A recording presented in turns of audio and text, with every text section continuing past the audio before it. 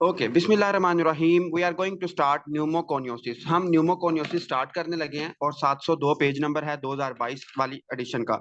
Pneumoconiosis, सबसे पहले हम देखते हैं कि न्यूमोकोनियोसिस की डेफिनेशन क्या है, कि न्यूमोकोनियोसिस होता क्या है। तो आपने याद रखना है कि न्यूमोकोनियोसिस को हम क्या कहते हैं, ऑक्यूपेशनल डिजीज भी कहते हैं। ठीक है, तो न्यूमोकोनियोसिस, ठीक है, न्यूमोकोनियोसिस का मतलब क्या होता है, ऑक्यूपेशनल डिजीज को भी हम क्या कहते हैं, न्यूमोकोनियोसिस कहते हैं। अब इसमें आपने एक दो बातें जो कि बहुत जनरल बातें हैं और वो आपने याद रखनी है। वो क्या बातें हैं वो मैं आपको पहले ही बता देता हूँ, वो आगे आपके काम आएंगी। ठीक है, तो इसमें हमने पढ़ेंगे एस्बेस्टोसिस, पढ़ेंगे सिलिकोसिस, पढ़ेंगे डिफरेंट चीजें पढ़ेंगे। आपने जो चीज याद रखनी है वो ये याद रखनी है, पहले तो आपको इसकी डेफिनेशन आनी चाहिए। ठीक है, इसकी डेफिनेशन क्या है, न्यूमोकोनियोसिस की डेफिनेशन क्या है, तो वो आपको आनी चाहिए। इस आपको पता होना चाहिए कि न्यूमोकोनियोसिस इज क्रोनिक एक्सपोजर। ठीक है, इसकी डेफिनेशन क्या है, क्रोनिक एक्सपोजर, ये आपकी बुक पे नहीं लिखी हुई इसलिए मैं लिख रहा हूँ। Chronic exposure leads to interstitial fibrosis. मतलब कि अगर एक हमारा पेशेंट है, अगर वो क्या है, वो बहुत लंबे अरसे तक किसी चीज के एक्सपोजर में रहता है, तो उसकी लंग्स की क्या हो जाएगी, फिब्रोसिस हो जाएगी। उसको हम क्या कहते हैं, उसको हम कहते हैं न्यूमोकोनियोसिस। ठीक है, तो chronic exposure lead to interstitial fibrosis, ये एक सिंपल सी डायग्राम है, सॉरी डेफिनेशन है। उसके बाद इसमें बेसिक मैकेनिज्म क्या इन्वॉल्व होता है। फर्ज करो एक बंदा है और वो किसी भट्टे में काम करता है, जो ईंटों का भट्टा होता है। अब होता क्या है कि वो वहां पे कोयला जलाता है, और जो कोयला आता है इसमें कार्बन होती है। जब वो कोयला जलाता है रोज, तो कार्बन उसके लंग्स में चली जाती है। जब कार्बन लंग्स में चली जाती है, तो आपको पता है हमारे लंग्स में अल्लाह ताला ने क्या रखे हैं, एल्वेलर मैक्रोफेजिस रखे हुए हैं। क्या रखे हैं, alveolar macrophages. S N page number 702 है, 702, एल्वेलर मैक्रोफेजिस।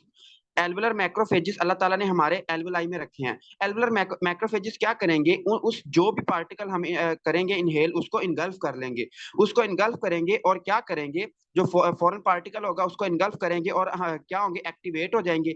और जब ये एक्टिवेट होते हैं मैक्रोफेजिस, तो आपने याद रखना है ये इंटरल्यूकिन पैदा करते हैं। और इंटरल्यूकिन जब बनता है तो क्या आती है, वो फिब्रोब्लास्ट आ जाते हैं, तो इंक्रीज फिब्रोब्लास्ट।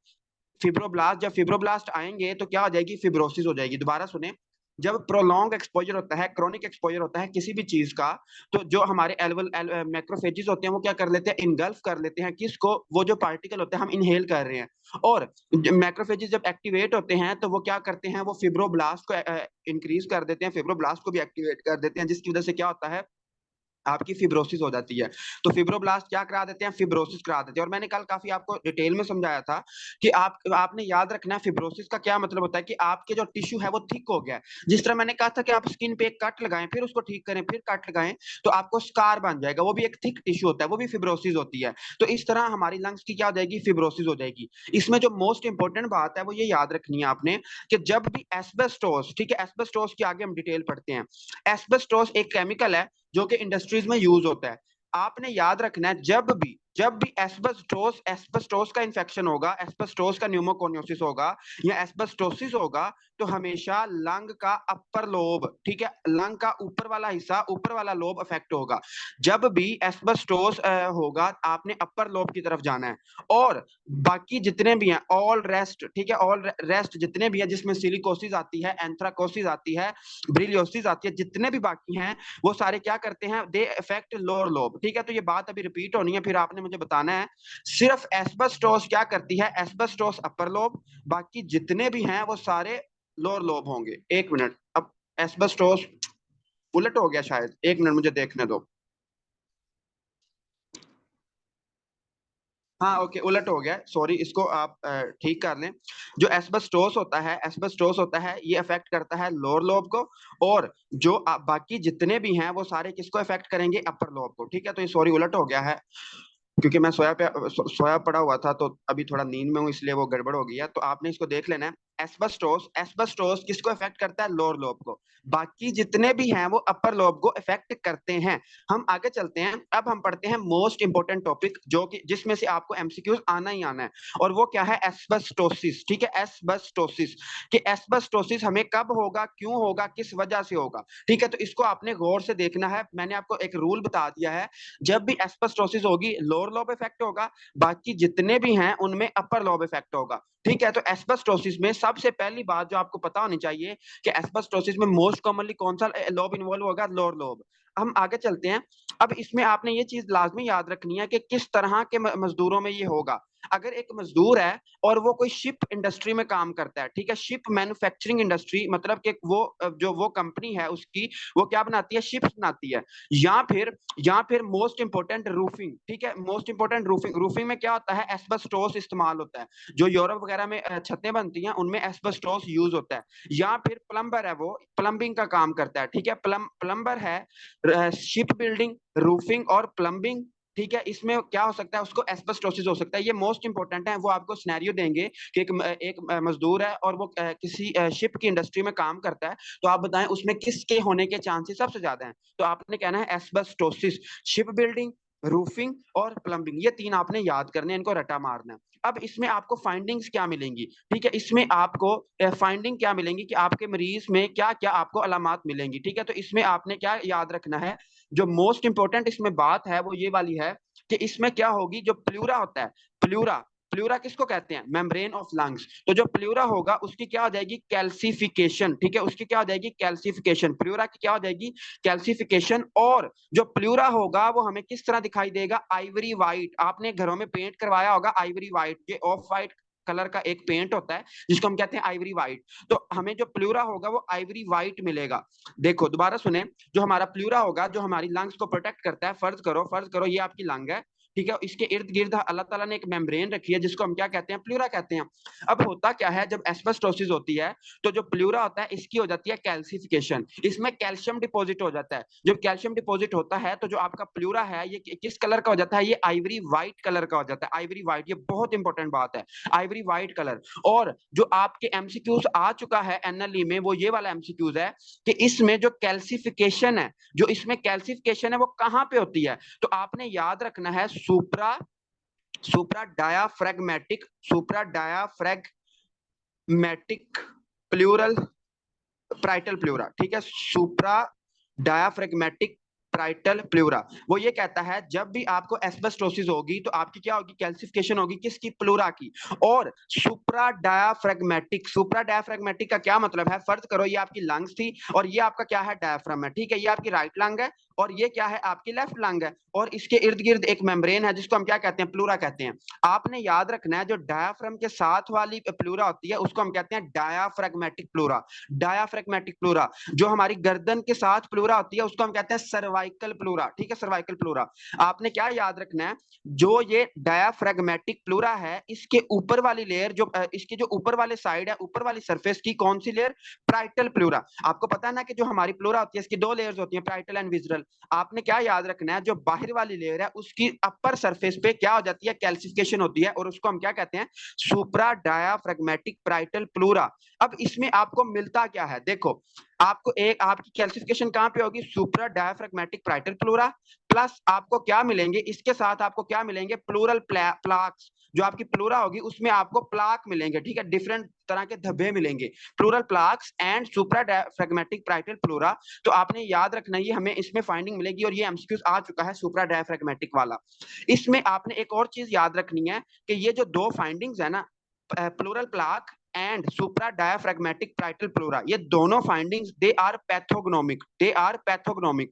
पैथोग्नोमिक का क्या मतलब होता है, पैथोग्नोमिक का मतलब होता है डायग्नोस्टिक, कि हमें ये डायग्नोज कंफर्म कराती हैं। अगर आपको किसी पेशेंट में, अगर आपको किसी पेशेंट में सुप्रा डायाफ्रैगमेटिक प्राइटल प्लूरा, प्लूरा जो उसका सुप्रा डायफ्राम के ऊपर प्लूरा है उसके ऊपर कैल्सिफिकेशन मिलती है, और उसके साथ आपको प्लूरल प्लैक्स मिलते हैं, तो आपने कहना है ये कंफर्म किसका डायग्नोस है, this is the patient of asbestosis, asbestosis का ये मरीज है। उसके बाद आपने याद रखना है कि जो एस्बेस्टोसिस है ना, ये इंक्रीज कर देती है रिस्क ऑफ, इंक्रीज कर देती है रिस्क ऑफ प्लूरल एफ्यूजन। मतलब कि आपका, हम आगे जाके पढ़ते हैं प्लूरल एफ्यूजन क्या होती है, जो प्लूरा होगी उसमें फ्लूइड भर जाएगा, प्लूरल एफ्यूजन एंड मीजोथेलियोमा, ठीक है, एंड मीजोथेलियोमा, मीजोथेलियोमा अभी हमने पढ़ना है। इसके बाद मीजोथेलियोमा कहते हैं प्लूरा के कैंसर को। तो ये कहता है कि एस्बेस्टोसिस इंक्रीज कर देती है रिस्क ऑफ मेसोथेलियोमा, जो प्लूरा है उसके कैंसर को, और प्लूरल एफ्यूजन को। इसके बाद आपने एक और इसमें जो ये इसमें एमसीक्यू जो आप आएगा ना, वो एस्बेस्टोसिस से मोस्ट कॉमनली आता है, ये इंपॉर्टेंट है इसमें, इसलिए मैं इस पर थोड़ा सा ज्यादा टाइम लगा रहा हूँ। एस्बेस्टोसिस में आपने याद रखना है शिप बिल्डिंग, रूफिंग और प्लम्बिंग के मरीजों में होगा ये।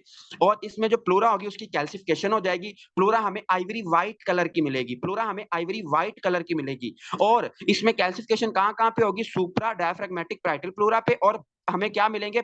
प्लूरल प्लाक मिलेंगे। ये दोनों कैरेक्टरिस्टिक्स क्या हैं? They are pathognomonic. पैथोग्नोमिक का मतलब होता है डायग्नोस्टिक, मतलब अगर ये कैरेक्टरिस्टिक होंगी तो हमारा डायग्नोस कंफर्म है। उसके बाद आपने याद रखना है कि ये क्या एस्बेस्टोसिस क्या करती है? प्लूरल एफ्यूजन के रिस्क को बढ़ा देती है, और क्या करती है? ये इसके प्लूरा के कैंसर के रिस्क को भी बढ़ा देती है। हम आगे जाके भी इसको पढ़ते हैं। उसके बाद आपने याद रखना है जो एस्बेस्टोसिस है ये सिर्फ प्लूरा को नहीं अफेक्ट करती, ये हमारी लंग्स को भी अफेक्ट करती है। तो इसके लंग्स पे, ये तो मैंने सारे प्लूरा पे इफेक्ट बताए हैं, अभी मैं आपको बताता हूं कि ये लंग्स पे क्या क्या कमाल दिखाती है। तो लंग्स पे आपने क्या याद रखना है? लंग्स पे ये क्या करती है? ये डिफ्यूज पल्मोनरी फिब्रोसिस कराती है। डिफ्यूज पल्मोनरी फिब्रोसिस का मतलब ये है कि पूरी लंग्स की क्या करा देगी? ये फिब्रोसिस करा देगी, उसकी इंटरस्टिशियम जो होगा उसकी फिब्रोसिस करा देगी। कौन? एस्बेस्टोस। एस्बेस्टोस क्या करा देगा? फिब्रोसिस करा देगा। और मैंने पहले ही आपको कंफर्म क्लियर कर दिया है कि जब एस्बेस्टोसिस आ जाए तो आपने किसकी तरफ जाना है? Lower lobe. तो आपकी बुक ने भी यहाँ करके लिखा हुआ है कि लोअर लोब। ये इफेक्ट एस्बेस्टोस हमेशा किसको इफेक्ट करेगी? लोअर लोब को। बाकी जितने भी हैं वो सारे अपर लोब को इफेक्ट करेंगे। ठीक है। उसके बाद इसमें उसने लिखा हुआ है कि एस्बेस्टोस की जो बॉडीज होती हैं वो क्या होती है। फर्ज करो आपकी जो लंग्स हैं, फर्ज करो ये लंग है, इसमें क्या हो गया? यहाँ पे आपकी एस्बेस्टोस जमा हो गया, ये आपकी एस्बेस्टोस एक्यूमुलेट हो गया। अब वो ये कहता है कि जो आपकी एस्बेस्टोस की बॉडीज होती हैं ये किस तरह डेवलप होती हैं, किस तरह एक्यूमुलेट होती हैं। तो इसको आपने याद रखना है। जो एस्बेस्टोस होता है जब ये हमारे लंग्स में जाता है, जब एस्बेस्टोस हमारे लंग्स में जाता है तो हमारे मैक्रोफेजेस पड़े हुए हैं, हमारे जल्लाद पड़े हुए हैं, जिनको हम हर सिस्टम में जल्लाद कहते रहे हैं। मैक्रोफेजेस क्या करेंगे? इनको इनगल्फ कर लेंगे। इनको क्या कर लेंगे? इनगल्फ कर लेंगे। इनको इनगल्फ कर लेंगे और इसके सराउंडिंग में क्या आ जाएगा? Iron. Surrounded by iron. Surrounded by iron. ठीक है। तो इस तरह इन इस सारे स्ट्रक्चर को हम क्या कहेंगे? जो मैक्रोफेजेस हैं जिन्होंने एस्बेस्टोस को इनगल्फ कर लिया है और आयरन ने उसको सराउंड कर लिया है, इस सारे स्ट्रक्चर को हम क्या कहेंगे? Asbestos bodies. ठीक है। Asbestos bodies. Asbestos bodies.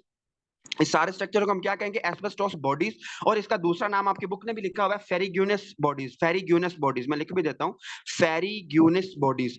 फेरिग्यूनस bodies. अब बात ये इतनी इंपॉर्टेंट नहीं है कि एस्बेस्टोस बॉडीज कैसे बनती हैं, बात ये इंपॉर्टेंट है कि हम एस्बेस्टोस बॉडीज को किस तरह देख सकते हैं। तो आपने याद रखना है ये जो एस्बेस्टोस बॉडीज होती हैं ये क्या होती हैं? They are golden brown. ठीक है। ये गोल्डन ब्राउन होंगी, गोल्डन ब्राउन होंगी। Fusiform rods. ठीक है। They are golden brown fusiform rods, मतलब ये रोड्स की शक्ल की होंगी।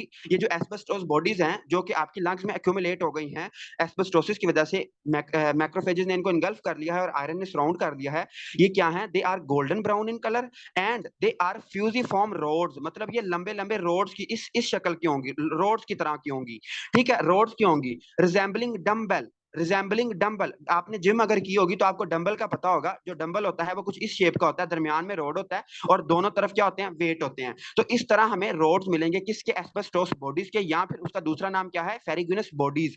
और आपने इसमें बहुत इंपॉर्टेंट एमसीक्यूज है जो कि आपकी एनएलई में आ चुका है, वो ये वाला एमसीक्यूज है कि इस जब हम क्या करते हैं, जब किसी पेशेंट को एस्बेस्टोसिस हो जाए, अगर किसी पेशेंट को एस्बेस्टोसिस हो जाए तो हम उसको किस तरह चेक करेंगे? तो आपने क्या कहना है? हम उसका करवाएंगे ब्रोंकियो एल्वुलर एल्वुलर लिवाज। इसका क्या मतलब होता है? ब्रोंकियो एल्वुलर लिवाज। आपने देखा होगा, अगर आपने हॉस्पिटल प्रैक्टिस की है तो आपने देखा होगा अगर कोई बंदा गोलियां खा ले, गंदम की गोलियां खा ले, तो हम उसका क्या करते हैं? गैस्ट्रिक लिवाज करते हैं।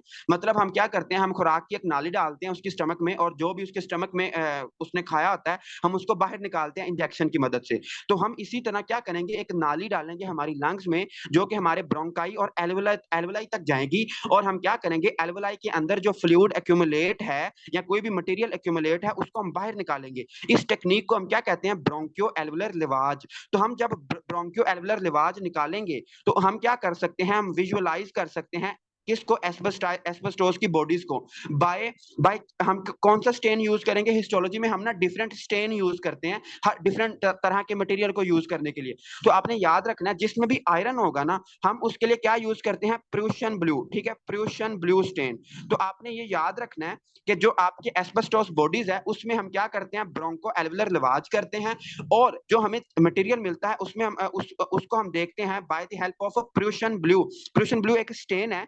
जब ये हम इसको स्टेन को डालेंगे तो हमें वो दिखाई देगा, एस्बेस्टोस बॉडीज हमें दिखाई देंगी, और वो किस शक्ल की होंगी? दे will be in the form of dumbbell. जिस तरह जिम में डंबल पड़े होते हैं उस तरह की वो शक्ल के होंगे।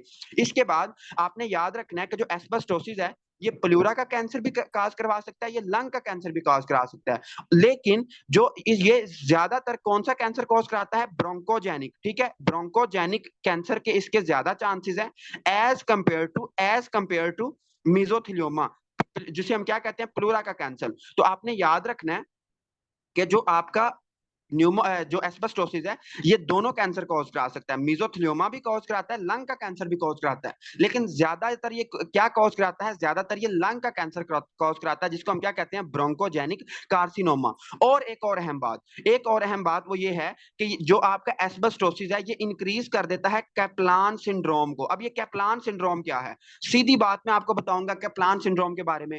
सीधी बात इसमें यह है कि अगर आपको जोड़ों में दर्द होता है, मतलब कि आपको गेंटिया है, रूमेटॉइड आर्थराइटिस है, और आपको क्या है? न्यूमोकोनियोसिस है। ठीक है, न्यूमोकोनियोसिस है। अगर आपको न्यूमोकोनियोसिस है मतलब आपको फर्ज करें एस्बेस्टोसिस है, या आपको कोई भी और मसला है ऑक्यूपेशनल रिलेटेड, और आपको साथ में क्या हो जाता है? Rheumatoid arthritis. आर का मतलब है रूमेटॉइड आर्थराइटिस, मतलब आपके जोड़ों में दर्द रहता है।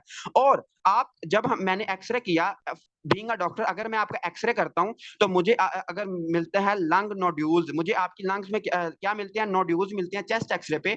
अगर मुझे ये तीनों फाइंडिंग्स मिलती हैं तो इसको मैं क्या कहूंगा कि आपको क्या हुआ पड़ा है? आपको कप्लान सिंड्रोम हो गया है। दोबारा सुने, अगर आपको न्यूमोकोनियोसिस है, एस्बेस्टोसिस या कोई भी न्यूमोकोनियोसिस है, उसके साथ आपके जोड़ों में दर्द रहता है, और मुझे जब मैंने आपका चेस्ट एक्सरे किया तो मुझे लंग नोड्यूल्स मिलते हैं, तो इसको मैं क्या कहूंगा कि आपको क्या हो गया है? कप्लान सिंड्रोम हो गया है। तो आपने याद रखना है कि जो आपका एस्बेस्टोसिस है it increases the risk of Kaplan syndrome. तो ये एक इंपॉर्टेंट टॉपिक है एस्बेस्टोसिस, इसको आपने अच्छे से कर लेना है। बाकी छोटे छोटे हैं उसको हम 2 मिनट में कर लेते हैं। मुझे बताएं जल्दी, आपको एस्बेस्टोसिस की समझ आई है या मैं इसको दोबारा एक दफा रिवाइज करा दूं? जल्दी बताएं। शाबाश, ये बहुत इंपॉर्टेंट है, इसमें से एमसीक्यूज 2 आए हुए हैं। चलें ठीक है, doctor Laiba, doctor Talha, doctor Kashif को क्लियर हो गया है। हम आगे चलते हैं। आज स्टूडेंट काफी कम है लेकिन कोई बात नहीं है, मैं समझ सकता हूँ क्योंकि बच्चे वापस जा रहे हैं, तो कोई नहीं, खैर है। अच्छा, इसमें एस्बेस्टोसिस में तकरीबन आपको क्लियर हो गया होगा। आई होप कि इसको रिपीट करने की जरूरत नहीं है, आसान सा टॉपिक है। इसमें आपने 2-3 बातें नहीं भूलनी। पहली बात ये नहीं भूलनी कि कौन कौन से मजदूरों में होगा। अगर कोई मजदूर शिप इंडस्ट्री में काम करता है, अगर कोई मजदूर रूफिंग इंडस्ट्री में काम करता है, अगर कोई बंदा प्लम्बर है, और इसकी फाइंडिंग्स आपको क्या मिलेंगी कि जो प्लूरा होगा उसकी कैल्सिफिकेशन हो जाएगी, और प्लूरा किस कलर का मिलेगा? आइवरी व्हाइट कलर का मिलेगा, आइवरी व्हाइट कलर का मिलेगा। और कौन सा प्लूरा डैमेज होगा? सुप्रा डैफ, ये एमसीक्यूज है, सुप्रा डायफ्रैग्मेटिक प्राइटल, और प्लस आपको उसके साथ क्या मिलेंगे? प्लूरल प्लैक्स मिलेंगे। और ये दोनों सिम्टम्स क्या हैं? They are pathognomonic. पैथोग्नोमिक का मतलब होता है कि ये डायग्नोज को कंफर्म करेंगे। ठीक है, ये कंफर्मेटरी फाइंडिंग्स हैं। उसके बाद ये क्या करता है? ये इंक्रीज रिस्क कर देता है प्लूरल एफ्यूजन का और मीजोथेलियोमा का। और आपने याद रखना है कि सिर्फ एस्बेस्टोसिस लोअर लोब को इफेक्ट करता है, बाकी जितने भी हैं वो सारे अपर लोब को इफेक्ट करते हैं। और आपने क्या याद रखना है कि जो एस्बेस्टोसिस है ये प्लूरा के अलावा लंग्स को भी इफेक्ट करता है। और लंग्स में क्या कॉज कराता है? लंग्स में कॉज कराता है डिफ्यूज पल्मोनरी फिब्रोसिस, मतलब कि पूरी लंग्स की क्या करा देता है? फिब्रोसिस करा देता है। और कौन सा लोब इन्वॉल्व होता है इसमें? लोअर लोब इन्वॉल्व होता है। और इसमें एस्बेस्टोस बॉडीज आपको किस तरह मिलेंगी? फर्ज करो आपने सांस लिया, उसमें एस्बेस्टोस सब आपकी लंग्स में गया, मैक्रोफेजेस आगे जलाल बैठे हुए हैं, वो उसको इनगल्फ कर लेंगे। जब वो इसको इनगल्फ करेंगे तो आयरन उसको सराउंड कर लेगा, उसको हम क्या कहते हैं? एस्बेस्टोस बॉडीज कहते हैं। हम क्या करते हैं? हम एस्बेस्टोस बॉडीज को देखने के लिए क्या करते हैं? ब्रोंको एल्वुलर लिवाज करते हैं। हम एक नाली डालते हैं नाक में, और वो सीधी जाती है आपके लंग्स में। लंग से जो एल्वुलाई होता है वो उसको हम सिरिंज के जरिए बाहर उस मटेरियल को बाहर निकालते हैं और उसको हम कौन सा स्टेन यूज करते हैं, पर्शियन ब्लू स्टेन यूज करते हैं, जिसकी वजह से हम उसको विजुअलाइज कर सकते हैं। इसमें आपने याद रखना है कि जो आपका एस्बेस्टोसिस है ये दोनों कैंसर कॉज करा सकता है। ये आपका प्लूरल कैंसर भी कॉज कराता है जिसे हम मेसोथेलियोमा कहते हैं, और लंग कैंसर भी कॉज कराता है जिसे हम ब्रोंकोजेनिक कार्सिनोमा भी कहते हैं। तो लेकिन जो ब्रोंकोजेनिक कार्सिनोमा है ये ज्यादा इसके चांसेस होते हैं। और उसके बाद है कम्प्लान सिंड्रोम। कम्प्लान सिंड्रोम में आपने क्या याद रखना है, अगर आपको न्यूमोकोनियोसिस है और उसके साथ आपको ज्वाइंट पेन भी रहता है, आपको रिमाटाइड आर्थराइटिस है, आपके जोड़ों में दर्द रहता है, और आपने जब चेस्ट एक्सरे कराया तो आपको लंग नोड्यूल्स भी मिलते हैं, तो आपको क्या हुआ पड़ा है, आपको कम्प्लान सिंड्रोम हुआ पड़ा है। ठीक है, तो this is all about asbestosis, और ये इंपॉर्टेंट टॉपिक है, इसमें से आपको एमसीक्यूज उम्मीद है इंशाल्लाह आएगा। ठीक है, और आपको आपका गलत नहीं होगा। उसके बाद हम आगे चलते हैं। उसके बाद है आपका ब्रिलियोसिस। ठीक है, ब्रिलियोसिस। ब्रिलियोसिस, ब्रिलियोसिस का मतलब क्या होता है? ब्रिलियोसिस का मतलब है कि इनहेलेशन ऑफ ब्रिलियम। कि अगर कोई बंदा है या अगर कोई भी बंदा है या कोई मजदूर है और उसका एक्सपोजर होता है ब्रिलियम में, इसको मैं लिखता हूं, इसकी डेफिनेशन ये है कि प्रोलॉन्ग्ड एक्सपोजर टू ब्रिलियम। और ये जो जितनी भी डिजीजेस हम पढ़ रहे हैं ना, ये अचानक नहीं होती, ये तकरीबन 10 से 15 साल लगते हैं। 10 से 15 साल अगर वो एक ही फैक्ट्री में काम करेगा तो फिर उसको जाके होती है। इसको हम कहते हैं ऑक्यूपेशनल डिजीज, और ये पूरा सब्जेक्ट है आपका, प्रोलॉन्ग्ड एक्सपोजर टू ब्रिलियम। ठीक है, अगर ब्रिलियम का क्या हो जाए, प्रोलॉन्ग्ड एक्सपोजर हो, तो उसको हम क्या कहते हैं, ब्रिलियोसिस कहते हैं। और ये किस किस इंडस्ट्री में होता है ये आपने लाजमी याद रखना है, किस किस इंडस्ट्री में होता है ये आपने लाजमी याद रखना है। और ब्रिलियम किस किस इंडस्ट्री में हम यूज करते हैं इसमें आपने याद रखना है, एरोस्पेस। ये जो जहाज बनाने वाली कंपनियां हैं, खैर पाकिस्तान में तो इतनी नहीं है, लेकिन यूरोप में जिस तरह एयरबस है या बाकी जितनी भी कंपनीज हैं, इनमें ब्रिलियम यूज होता है। ठीक है, तो एरोस्पेस में एरोस्पेस एंड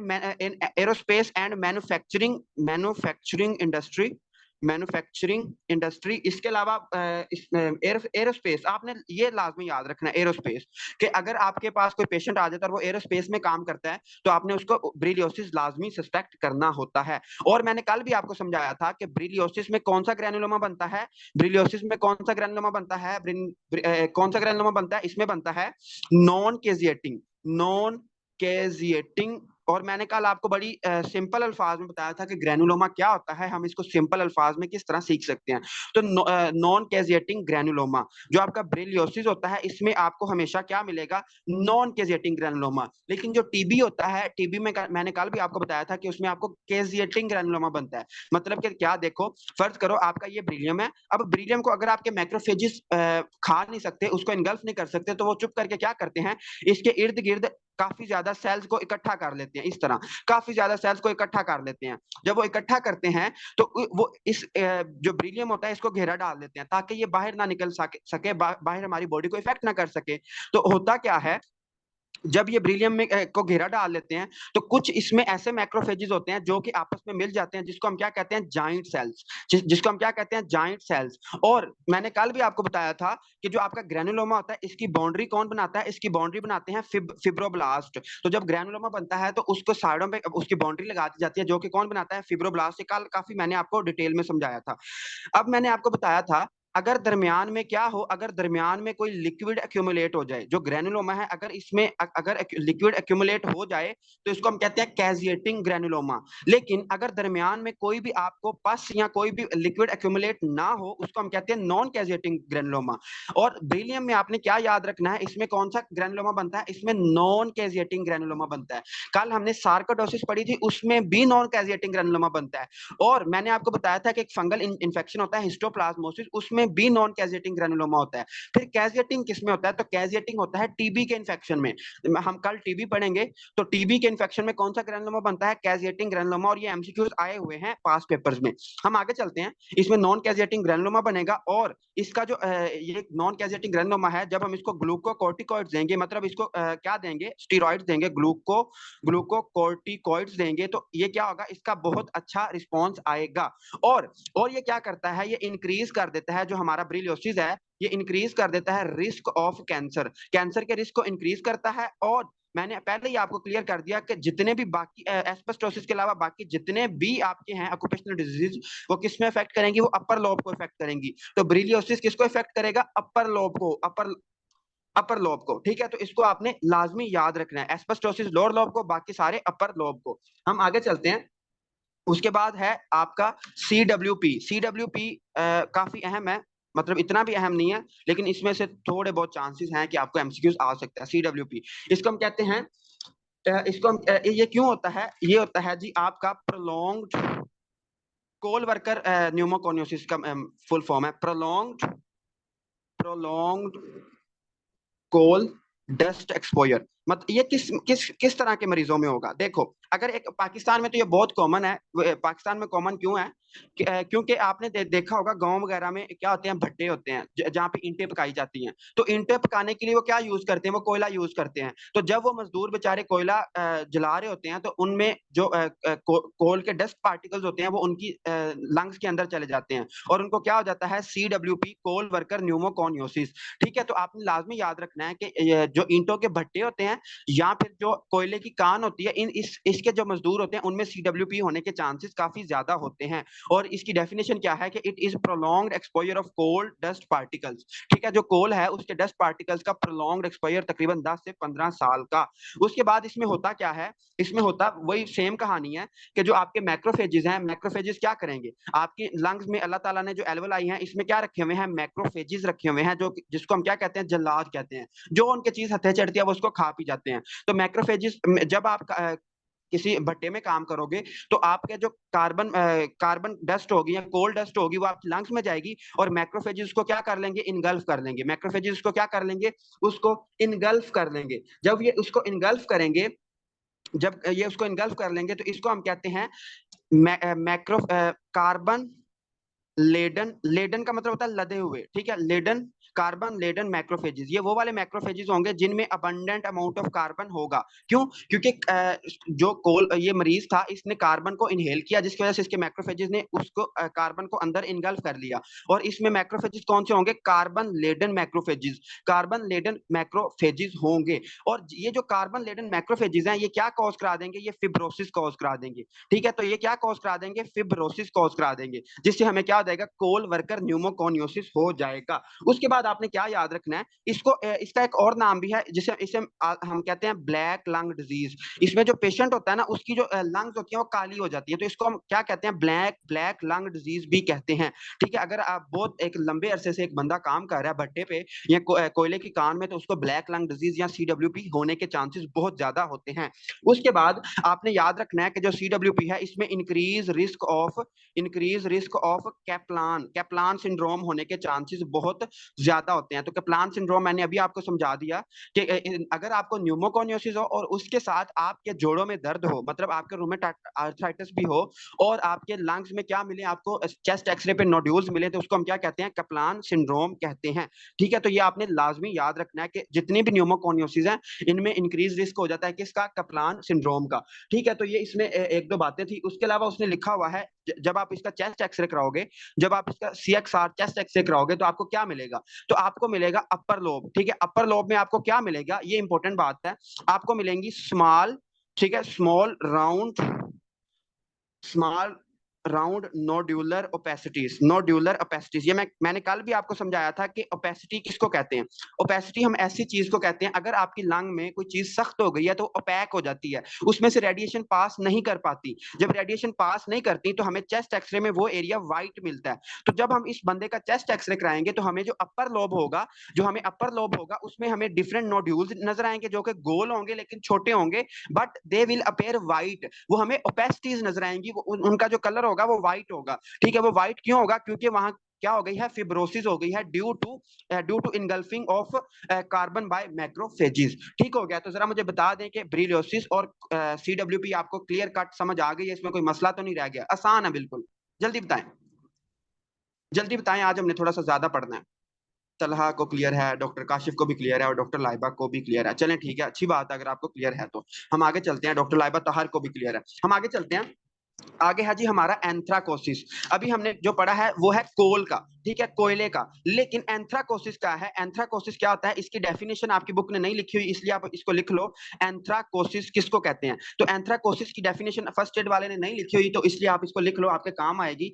एंथ्राकोसिस का मतलब ये होता है, एंथ्राकोसिस जो होती है ना, ये एसिम्प्टोमेटिक होती है। ठीक है, ये क्या होती है? एसिम्प्टोमेटिक, इसकी कोई सिम्टम नहीं आती हमें, एसिम्प्टोमेटिक होती है। लेकिन ये क्या है, इट इज माइल्डर टाइप, ये माइल्डर टाइप है, मतलब ये इतनी कोई खतरनाक नहीं है। It is milder type of pneumoconiosis. Pneumoconiosis की क्या है, ये एक माइल्डर टाइप है, as caused by accumulation of carbon in the lungs due to repeated exposure or smoke। देखो ये क्या है, एक माइल्डर टाइप ऑफ न्यूमोकोनियोसिस है, एज, ठीक है, एज, अच्छा, एज कॉज्ड बाय एक्यूमुलेशन, जो आपका फर्ज करो आप, मैं इसको ना 1 मिनट में लिख लूं, फिर मैं आपको समझाता हूं। As caused by accumulation of carbon in the lungs, in the lungs due to due to due to exposure to due to exposure to smoke,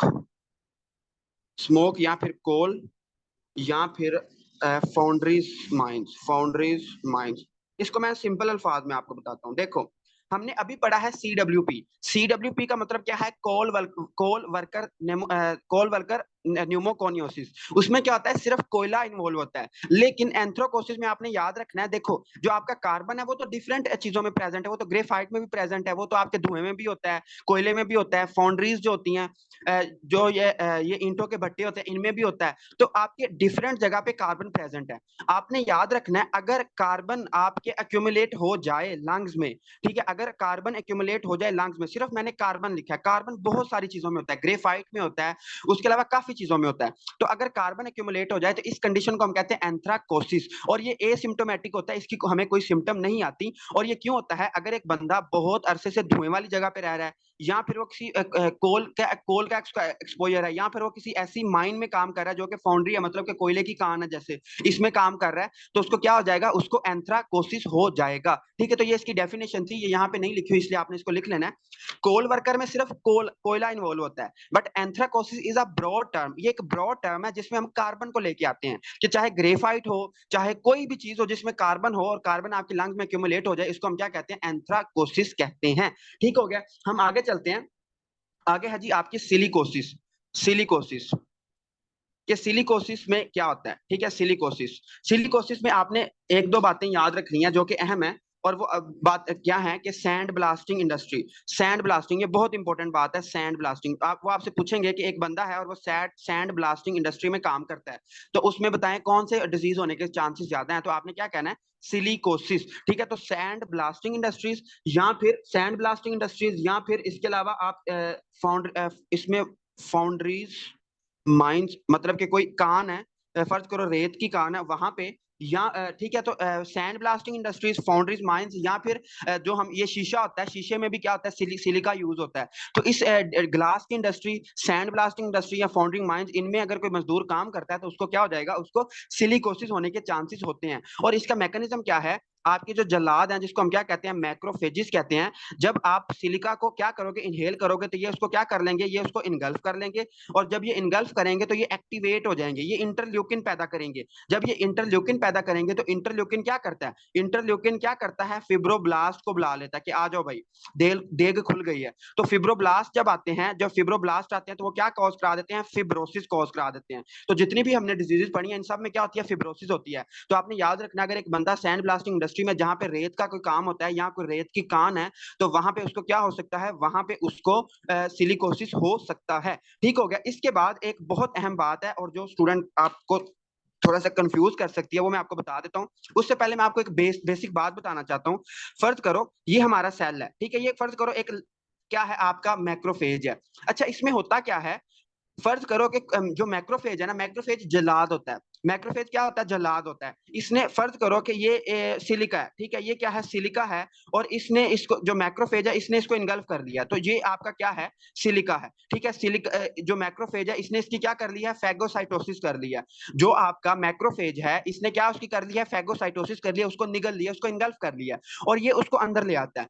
अब अंदर ला के वो उसके उस उसके साथ पार्टी थोड़ी करेगा। वो क्या करेगा कि वो उसको किसी ऐसे एंजाइम के साथ अटैच कराएगा जिससे वो उसकी ब्रेक डाउन हो जाए। तो आपने याद रखना है, मैक्रोफेजेस जब किसी चीज को इंगल्फ करते हैं तो वो किसी ब्रेक प्रोटिएजेस एंजाइम या डिफरेंट ऐसे एंजाइम के साथ उसको जमा करते हैं, उसके साथ एक्यूमुलेट करवाते हैं जिससे उसकी ब्रेक डाउन हो जाए। देखो मैं समझाता हूँ। जो सिलिका है, जो सिलिका इसने इसको फैगोसाइटोज कर लिया, निगल लिया। इसको हम क्या कहते हैं? इसको हम कहते हैं फैगोसोम। ठीक है, फैगोसोम। फैगोसोम का मतलब क्या होता है कि ऐसी चीज जिसको मैक्रोफेज ने फैगोसाइटोसिस किया, जिसको निगला है, जिसको इनगल्फ किया।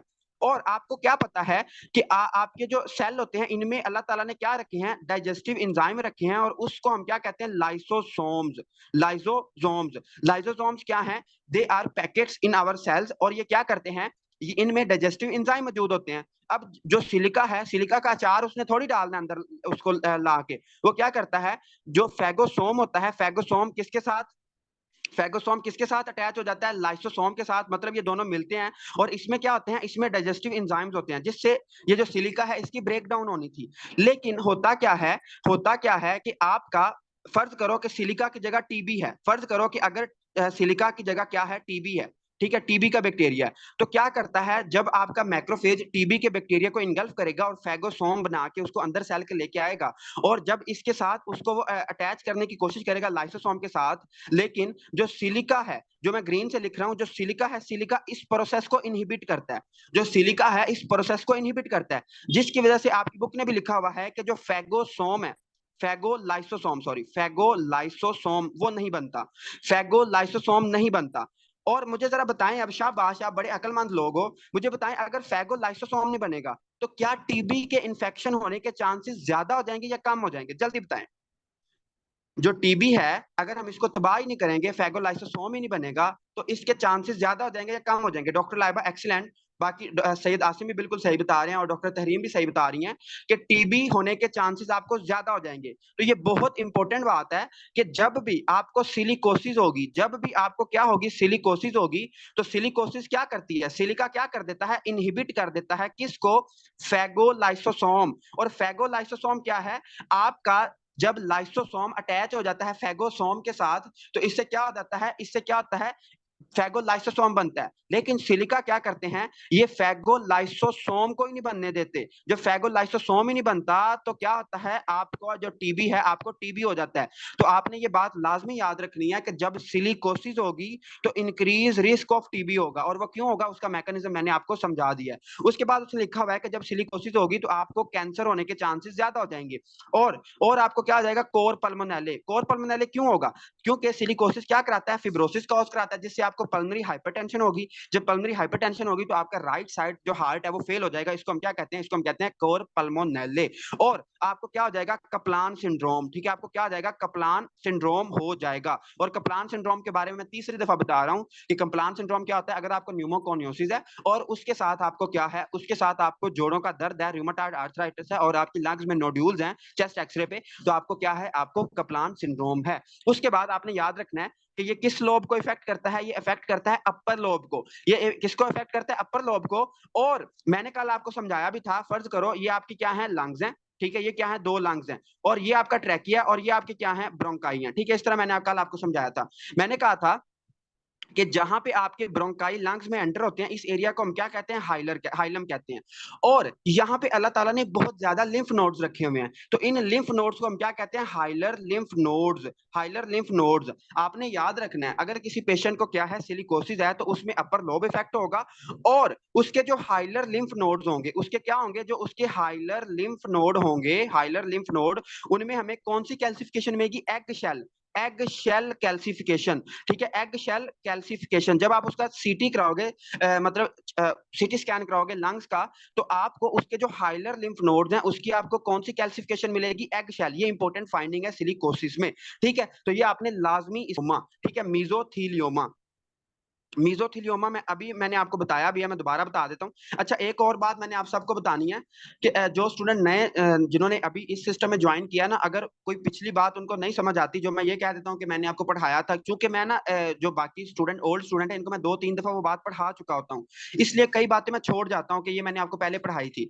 अगर किसी स्टूडेंट को समझ नहीं आती तो मुझे वो चाहे पर्सनल में मैसेज कर दिया करे, लेकिन शर्माया ना करो यार, पूछने में कभी नहीं शर्माना, ठीक है। मैं वैसे तो एक टीचर नहीं हूँ, लेकिन मैं आपको कुछ सिखाने अगर बैठा हूँ और आप अपना टाइम निकाल के सीखने आए हो, तो आप लाजमी सीख के जाया करो, कंफ्यूजन नहीं लेके जानी। तो अगर आपको पीछे से कोई समझ नहीं ना आती, जो मैं ये कह देता हूँ कि मैंने आपको पीछे पढ़ाया था, तो आपको समझ नहीं आती तो आप मुझसे पूछ लिया करो, मैं उसको एक्सप्लेन कर दूंगा, ठीक है। तो शर्माना नहीं है बस किसी ने, अगर किसी को समझ नहीं आती तो पूछ लिया करो।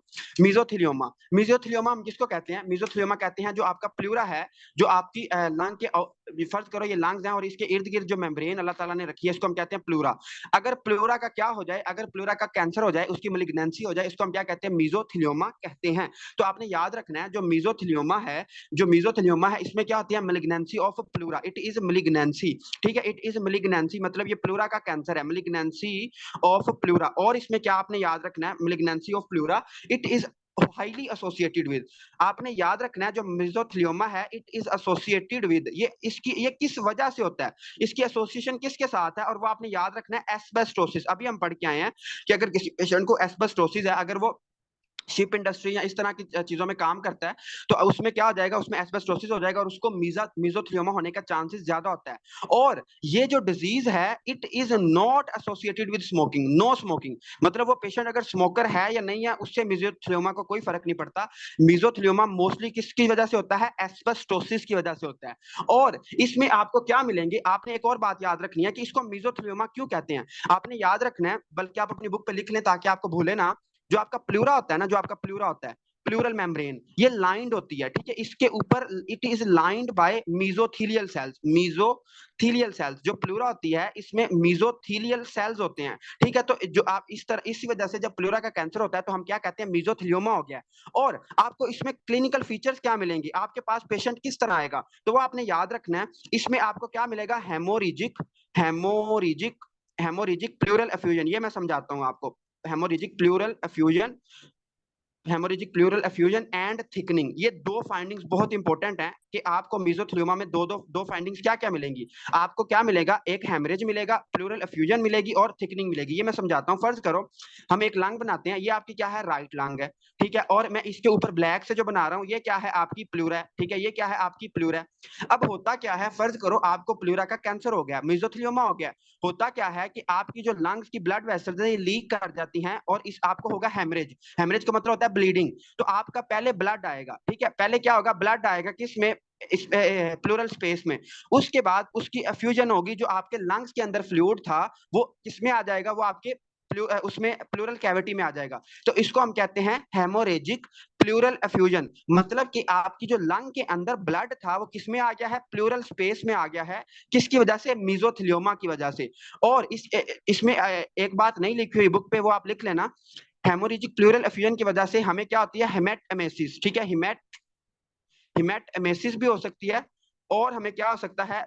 जब हम कफ करेंगे तो जो हमारा स्पूटम होगा उसमें हमें क्या होगी? हिमेप्टोसिस, हिमेप हिमेप्टोसिस, मतलब ये स्पेलिंग शायद गलत लिखे गए। अब लेकिन मैं आपको समझा देता हूँ, आपको खून की उल्टी भी आ सकती है, और आपकी जो जब आप खांसी करोगे तो उस खांसी जो बलगम होगी उसमें आपको खून आएगा। क्यों आएगा? क्योंकि कौन सी प्लूरल एफ्यूजन हुई है? हेमोरेजिक प्लूरल एफ्यूजन हुई है।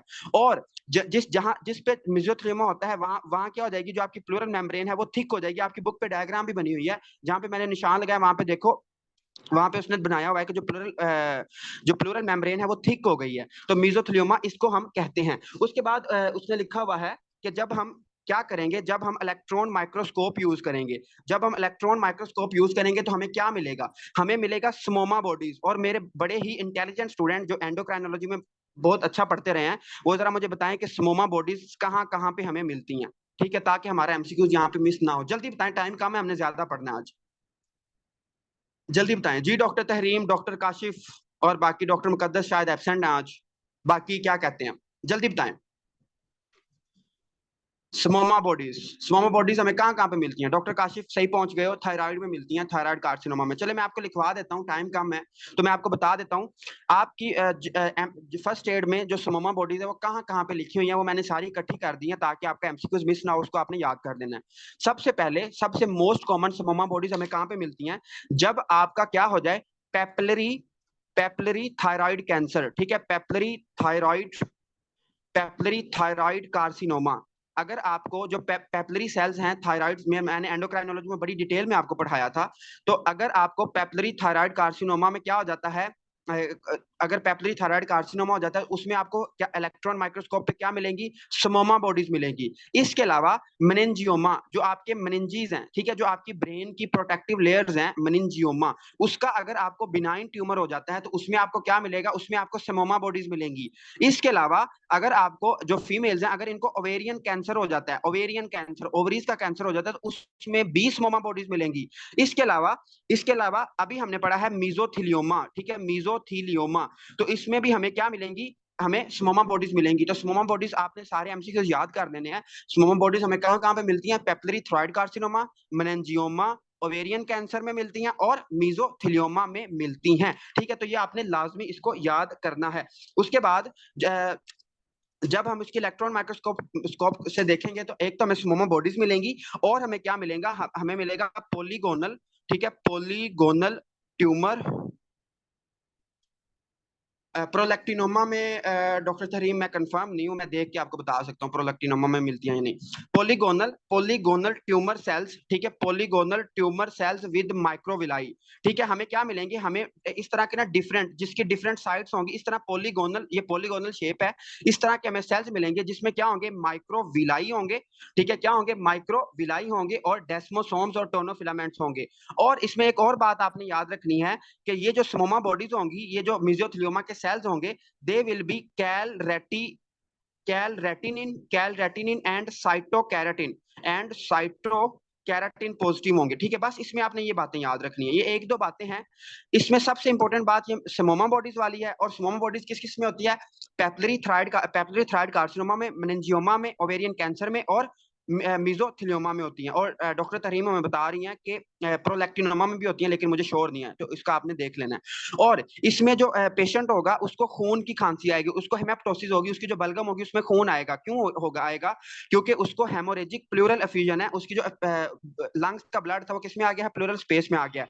और इसमें क्या है? इसमें जो थिकनिंग है, इसमें जो प्लूरल मेम्ब्रेन है वो थिक हो जाती है। ठीक है, इसकी जो प्लूरल मेम्ब्रेन है वो क्या हो जाती है? थिक हो जाती है। तो इसको आपने लाजमी याद रखना है। और इसमें आपने देखना है कि ये स्मोकिंग रिलेटेड नहीं है, स्मोकिंग का इसके साथ कोई तल्लुक नहीं है, इसका तल्लुक किसके साथ है?